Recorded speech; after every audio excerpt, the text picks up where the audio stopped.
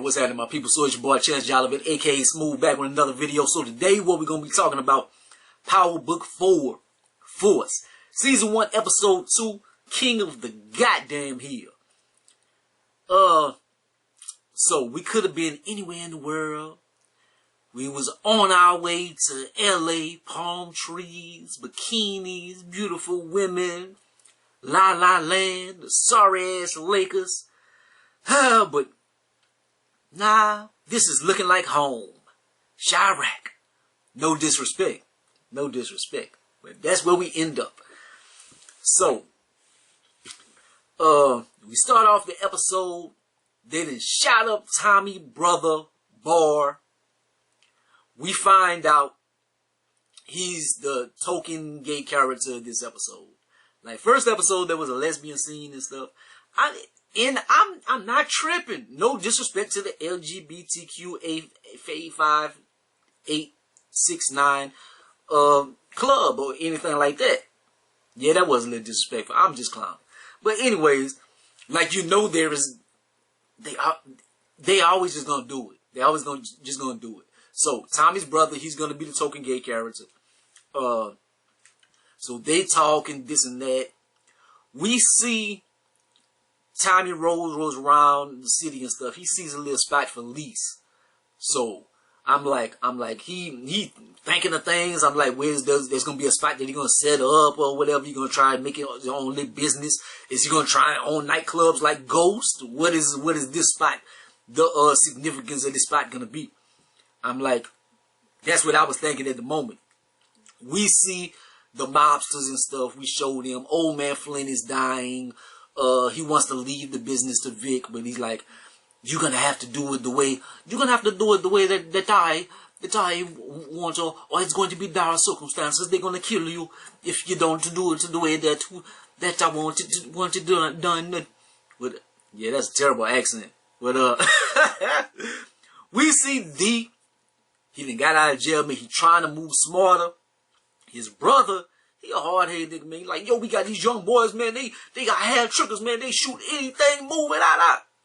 I don't want them around my business, man. They just shooting up everything, man. They making it hot. Like, they have different philosophies of how the crew is gonna be moving. They're gonna end up beefing. They remind me kind of like Ghost and Tommy back in the days. Like, they had different philosophies. Vic shows up to Tommy girl spot. It's not Tommy girl yet, but hey, Tommy smash. She gonna be the female protagonist.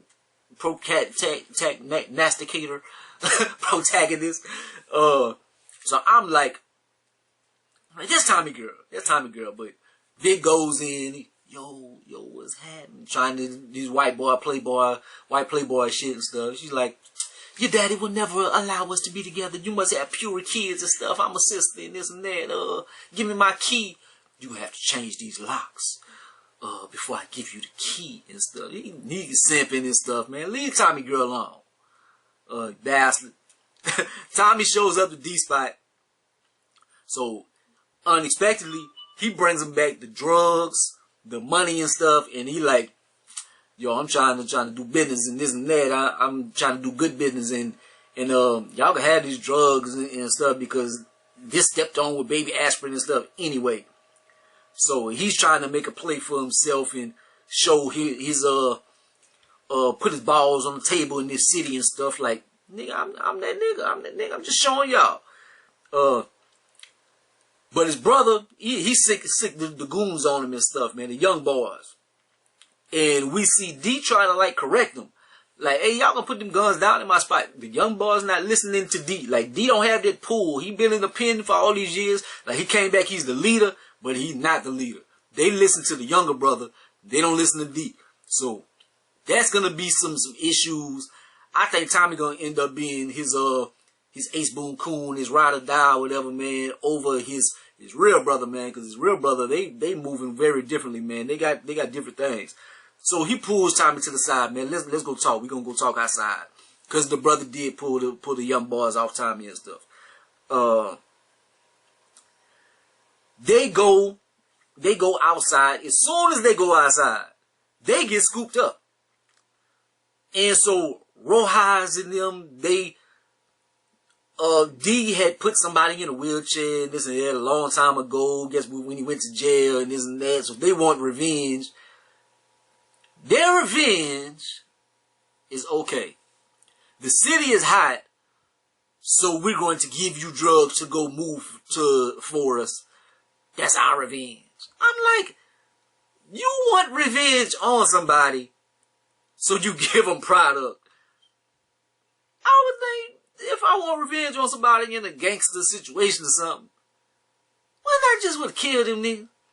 Like, he was in the alley. He was by the barbershop or something. You could have shot him there. You had him in private. You could have killed him there. Could have chopped him up, tortured him, did what you wanted to do. My revenge is I'm going to give you some dope to move first. Like, okay. So Tommy and D, they take off, man. They go and make these drops and stuff. It looks like a war zone. There's cops everywhere. The siren. They got helicopters flying over. I'm like, God damn, this look like Grand Theft Auto whenever you done shot a bunch of people and you got all the stars on you and stuff. Like, God damn, it's looking crazy. It didn't look like that on The Shy. Whenever homegirl got abducted, the cops wasn't all around the hood like that. Anyway, so they go to make these drops. They send Tommy in. He's a whole stranger. They don't know who he is or something. You would think Diamond would go in there like he's somebody in the city. They probably know him or whatever. Tommy can be the driver. No, Tommy goes in, but he handles himself well. But I just like, you send in a whole stranger? Okay.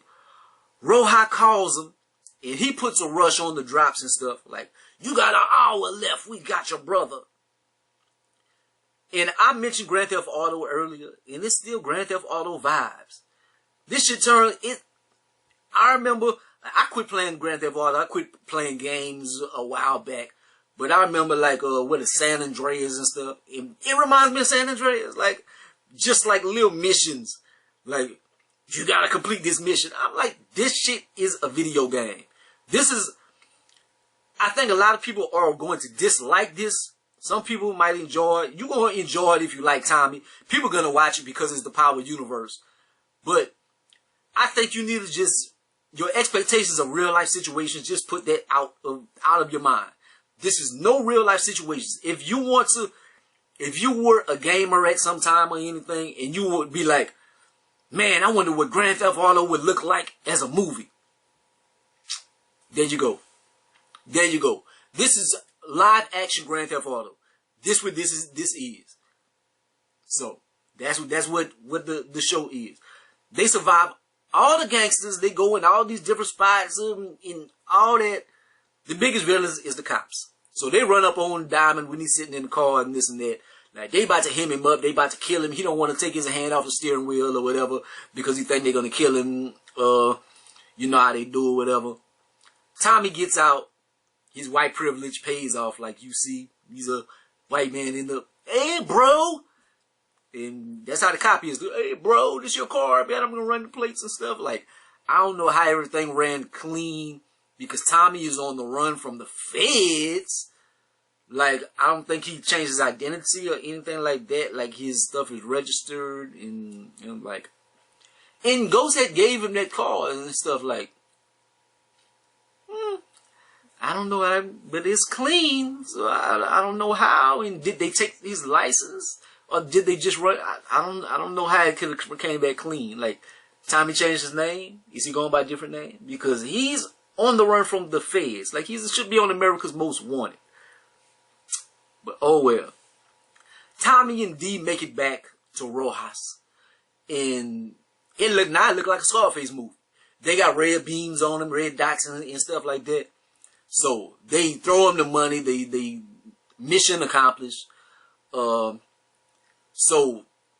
D is give Tommy a little bit of money and stuff. He like, I seen your movements. I seen like you was checking everything out and stuff. You clocking my city. Yo, is there gonna be a problem? Is there gonna be a problem? Like, yeah. So he trying to become a player in the city, but he will, and I think he's going to become a player with D. Tommy goes meets his brother. We find out that one of the young boys is gonna be Tommy's nephew. He show him old flicks and stuff. They in old grandma's house and this and that. He talk about about being a father and this and that. I don't see how you could leave your child. He talking about his mama and stuff, but then he says that he has a child. And they show it as one of the young boys that was about to hem Tommy up early in the episode. Tommy gets his revenge on Rojas' crew. Like, y'all don't hem me up. Y'all don't hem me up and do this and that. Like, you gotta pay. So Tommy then put them in the trunk. He blows their ass up. He kill them. Like, is they gonna have any blowback or what? Vic sees Tommy with Gloria. So he go put the Mac down on in the club or whatever. Like, Vic, that's going to be another reason that the mafia is going to be all up on his ass. Because the white boy, like, he going to be super jealous. And we see that. That's going to be expected. Tommy finds his spot. Like, the little place he was going to lease, where he seen earlier, it turns out to be like an apartment or something. It looks eerily similar to his apartment in New York. Like a wide open space with the bricks and stuff. Like, I can see how he's gonna lay it out. He's gonna have the pool table and stuff. Like, he's gonna lay it out just like he had in New York. It looks very similar. He, like, 2 little knots of money. Like, I don't know how much it is. Like, I'm a broke brother. I don't know how much a knot is. Like that. But he gives him 2 knots or whatever. And that's enough to get the place, all the furniture, everything. Like, no paperwork and this and that. You would think, like, a big spot like that, like, it would be like a whole bunch of money it would cost. Like, I don't know what part of the city it is or whatever, but just real estate like that. I know in the Chi, it was a lot of money for real estate whenever they were selling the properties and stuff with Brandon's girlfriend. But, Tommy finds Lillian. Like, I must have just went past that part because Lillian had, hemmed him up in the alley and stuff earlier. Like, I'm like, she got a scar on her face and stuff. That was the girl. It was like the first episode of Power, and they killed somebody in front of her, and then she ended up being a witness, and then Ghost gave her money to leave the city and stuff. So I think that's who it ends up being, or whatever. So he goes to tie up the loose end at the end. So he's like, who sent you from me? And like, I just heard about a Mustang in the city. I thought you was coming to kill me. Blase, blase. So every person that Ghost left alive, it ended up biting us in the ass. So, he got a gun in his hand. You would think, pow, okay, it's over. I didn't kill you. But no, he goes to stomp her. He stomps a hole in the floor. They got keys in the floor with a spider on there. So I'm like, I've watched all the Powers and stuff, but I maybe faintly remember. I think that's maybe one of their old plugs or something. So I guess that's going to be like he's connecting the city. He's going to connect with her and try to get like products or something. That might be something that happens. But he could have just shot her. That would have never happened, etc. He could have moved on with his life. But coincidentally, he stomps one time and hits the perfect spot and finds the keys. Like, okay, this isn't something, this is very unrealistic, but it's entertaining. There's a lot going on, man. So what are y'all thoughts, man? Leave your thoughts in the comment section.